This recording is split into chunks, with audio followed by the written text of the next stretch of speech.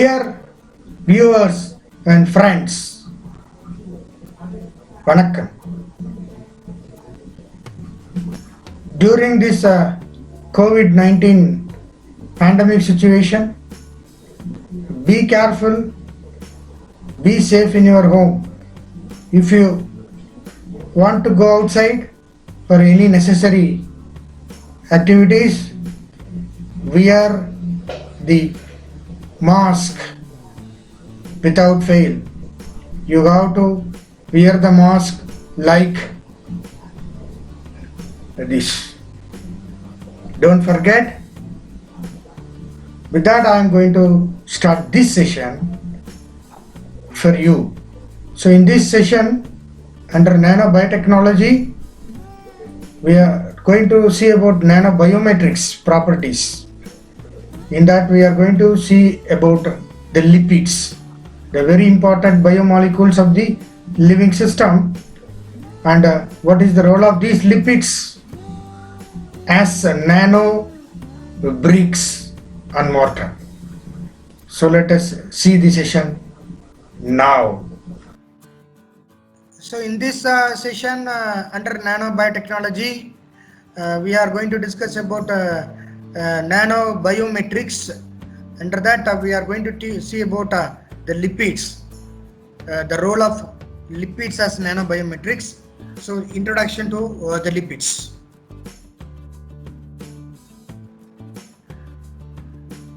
What are these lipids? Everyone knows that lipids are very important biomolecules present in the living system.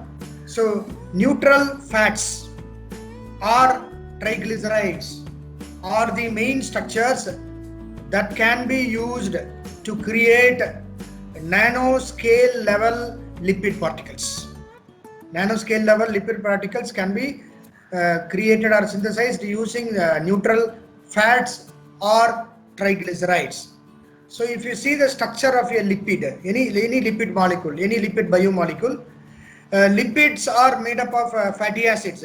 We know that fatty acids are, see that they are having a carbon chain with one end is having carboxylic end and the other end will be having methyl group. So long chains of hydrocarbons with one end terminated by a carboxylic group, that is COOH group. They are called fatty acids. 3 fatty acids can be combined with one molecule of glycerol. One molecule of glycerol can bind with 3 fatty acids at a time to form a triglyceride. And this is, you can see, this is the structure of a triglyceride. So triglyceride will be having, see that the main one, this is the glycerol moiety. This glycerol is connected to the 3 different or 3 same type or different type of fatty acid molecules. So you will be getting a triglyceride. So this triglyceride is a neutral fat, or it is otherwise called as triglyceride simply. What are all the properties of these lipid molecules? Already I said lipids are biomolecules, very important biomolecules of the living system. What are all the properties of these lipid molecules? The long chains of fatty acids are there in the triglyceride. They are having long chain of carbon atoms. So the long chains of fatty acids make the lipid in hydrophobic in nature, water hating property, hydrophobic in nature. It does not readily dissolve in water. Hydrophobic means water hating. If one of the fatty acids is replaced by a phosphate group, for example, you have 3 fatty acids attached with a glycerol moiety. If one of these 3 fatty acids is replaced by that is a phosphate group, so what is the result? What will be the product will be formed? The resulting molecule is a phospholipid because it is having a phosphate group. So the resulting molecule is a phospholipid, and this phospholipid has a hydrophobic region. Hydrophobic region is that fatty acid chain, and a hydrophilic region that is called the phosphate group. The phosphate group is having charges. It is hydrophilic in nature. So this orients the molecule in water. So this hydrophilic region of the fatty acid, the triglyceride, will orient the entire molecule in water, but the hydrophobic region will not interact with water. So next you can see that plasma membrane, the structure of a plasma membrane or structure of a cell membrane, and this cell membrane is having phospholipids.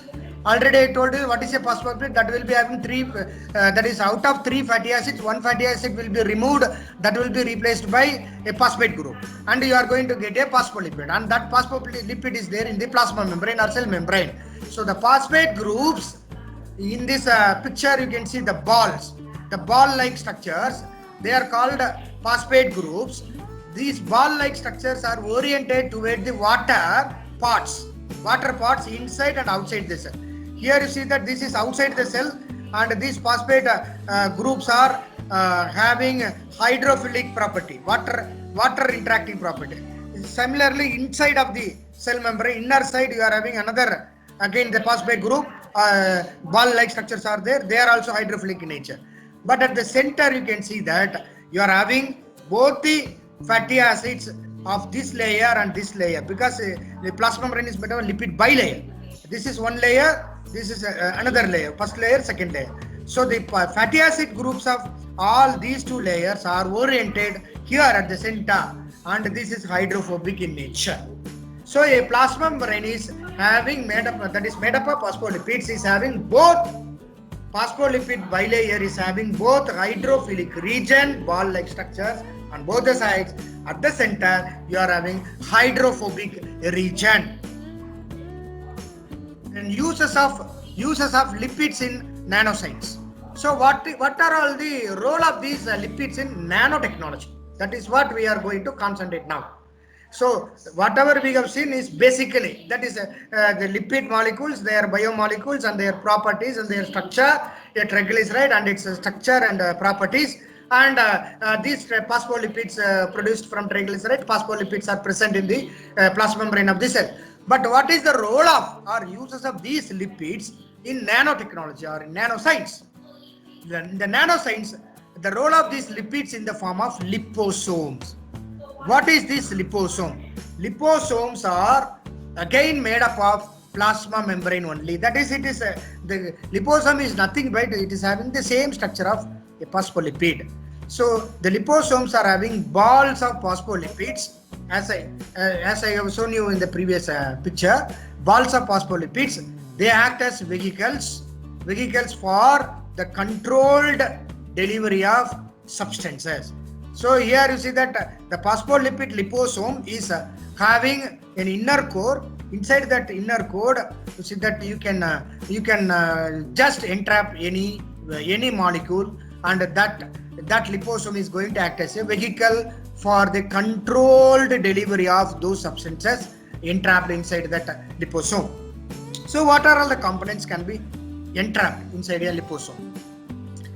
For example, drugs, any drug molecule, genes, then pesticides, some chemicals, cosmetic chemicals, and foodstuffs. So these are all the components or substances that can be trapped inside the liposome, and this liposome can act as a vehicle for the controlled delivery of all these substances to the target. So fat soluble materials can be sequestered in the bilayer. Fat soluble components, if it is there, they can be entrapped inside the lipid bilayer of the liposome, because lipid bilayer is having water soluble property. Lipid bilayer is not having water soluble property. They are having lipid soluble property. That is, fat soluble materials can be sequestered in the bilayer. Then water soluble materials. Water soluble materials can be sequestered in the interior part, because the phosphate head groups are having water that interacting property, this hydrophilic nature. So these water soluble materials can be sequestered in the interior of the cell membrane or the liposome, because interior only phosphate groups are there.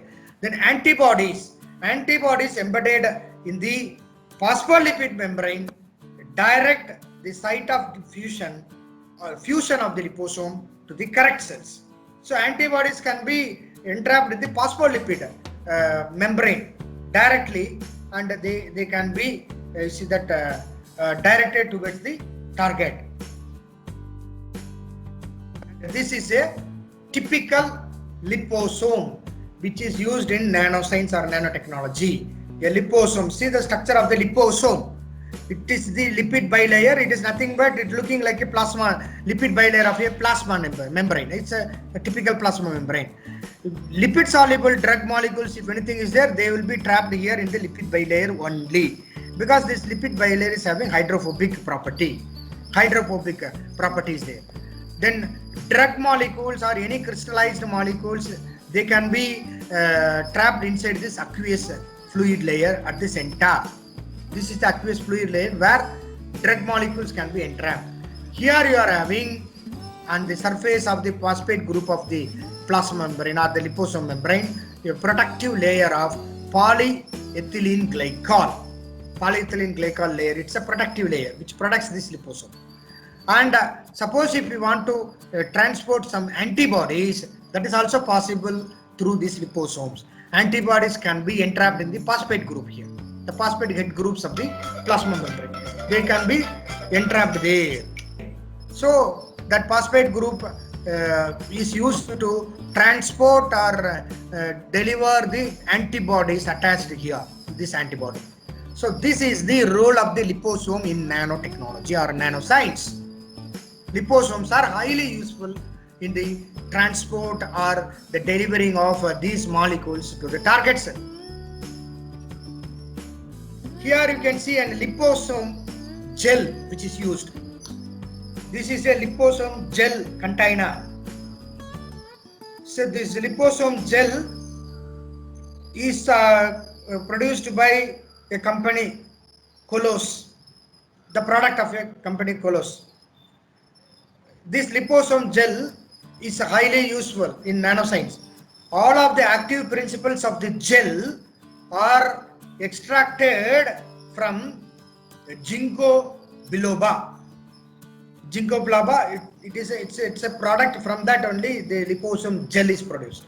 It is able to penetrate into the deeper layers of the skin, that's our skin, and helps to delay the visible signs of aging. The visible signs of aging of the skin is delayed when you use this liposome gel. When you are applying this gel on the skin, it's penetrated into the deeper layers of the skin and helps to delay that aging process. You see that aging of the skin leads to that shrinkage of the cell. So then by seeing the skin of a person, you can say that he is aged. But it will delay that visible signs of the aging when you apply this liposome gel. Inside that liposome gel, you are having the components, that drug molecule, which is going to delay this aging process. So this is one of the application of liposome gel. And another application of this liposome, that is nanotechnology liposomes, is cantilevered biosensor. We have nanosensors. Nanosensors are used as biosensors. So they are all minute, small nano devices used for several purposes. And in those type of biosensor, cantilever is used. And here this is the picture of a cantilever. Adding biological agents from antibodies to DNA and RNA, it makes it possible to detect very small amount of materials. Here you can see that this is the cantilever. The targets are here. This is the probe, that is the nano device. On the surface of the nano device, so many components can be easily attached. The cantilevered biosensor. What are all the biosensor? The components are attached on this cantilever part. This is the probe cantilever part. Antigen detection components can be attached. Transcription factor detection components can be attached. Gene fishing components can be attached here.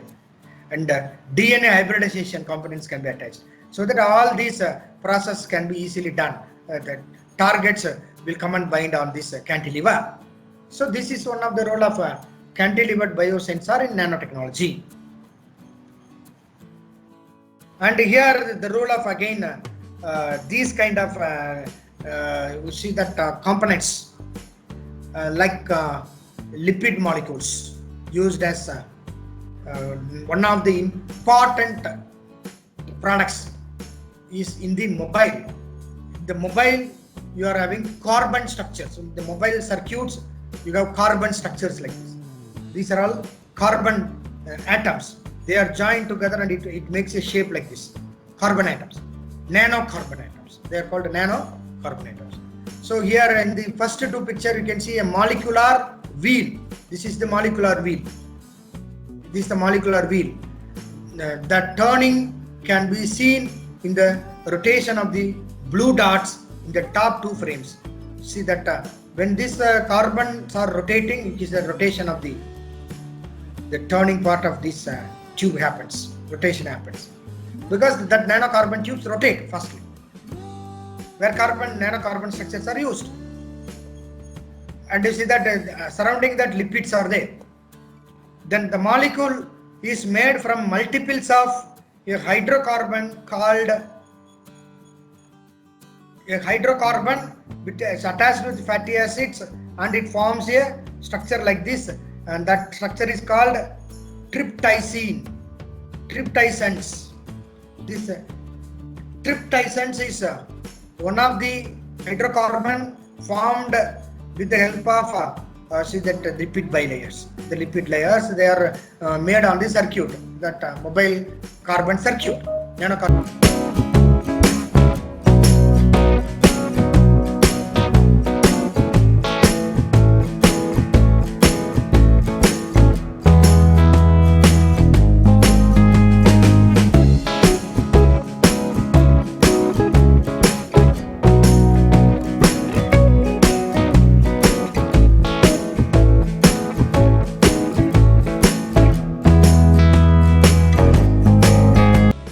Friends, so in this session I discussed about the lipids as bricks and the structure of the lipids, especially phospholipids and lipid bilayer of the plasma membrane.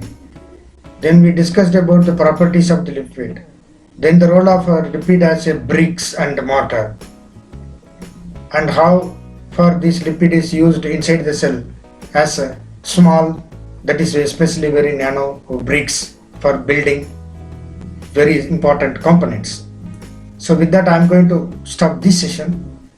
I will be coming back to you in another session. Until then, it is Boy from KNS Biochemistry.